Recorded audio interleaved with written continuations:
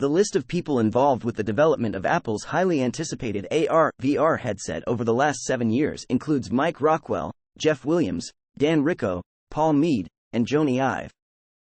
Details about Instagram's new text-based app for conversations were recently leaked. Codenamed P92, the app will allow users to make text posts up to 500 characters long with attached links, photos, and videos. Meta will implement good moderation controls from the start. Users will be able to log on with their Instagram IDs and any blocked accounts will carry over to the new service. P92 will be compatible with certain other apps like Mastodon, likely through ActivityPub. Meta and Magic Leap are in talks to sign a multi-year IP licensing and manufacturing pact. There are few details available about the deal, but the potential partnership is not expected to produce a jointly developed headset. Magic Leap may be providing Meta with access to some of its optical tech. It may also assist with the manufacturing of Meta devices.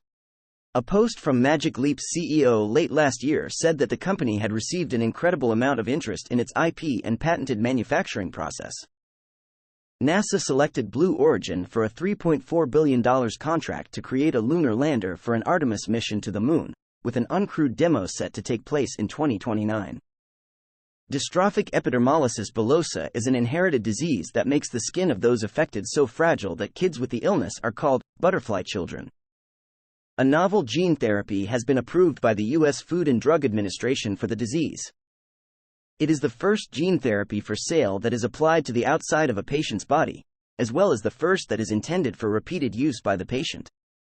A subsidiary established by Crystal Biotech, the company that created the treatment, is now testing a version of the drug that reverses wrinkles caused by lower collagen production. Trogon is a tool that auto-generates friendly terminal user interfaces for command-line apps. It examines CLI apps and extracts a schema that describes the options, switches, help, and more, to build a textual UI. The project eventually aims to be able to build TUIs for all CLI apps. Apple published its inaugural App Store Transparency Report on Friday. The company agreed to provide developers with the report as part of a lawsuit settlement in 2021. The report contains meaningful statistics about the app review process, the number of apps that were rejected, the number of customer and developer accounts deactivated, the number of apps removed from the App Store, data regarding search queries and results, and more. This article provides a summary of the data from the report. A link to the full report is available. Neeva says that it is pivoting to AI and may be acquired by Snowflake. SpaceX recently tweeted a 20-second video of a single Raptor engine firing into a water-cooled steel plate.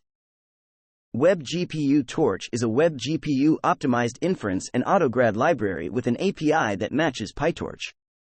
It aims to run neural networks in the browser at speeds comparable to a Linux workstation. It implements many kernels and it is easily extensible. WebGPU Torch works in both the browser and Node.js. This article explains the process behind developing WebGPU Torch. Being comfortable with failure fosters a more creative environment. Having a beginner's mind can be a gift when analyzing problems. People who position themselves near structural holes within organizations tend to be especially creative. Hiring people who are more motivated by independence or the desire for intellectual challenge will result in a more creative team. Innovators operate at the frontier of knowledge, so it can take some time before people make their greatest inventions. Microsoft's chief marketing officer Chris Capicella said that the most important lever for almost all employee compensation upside is the company's stock price. Whichlang is a language detection library with no dependencies, high throughput, good accuracy, and support for 16 languages.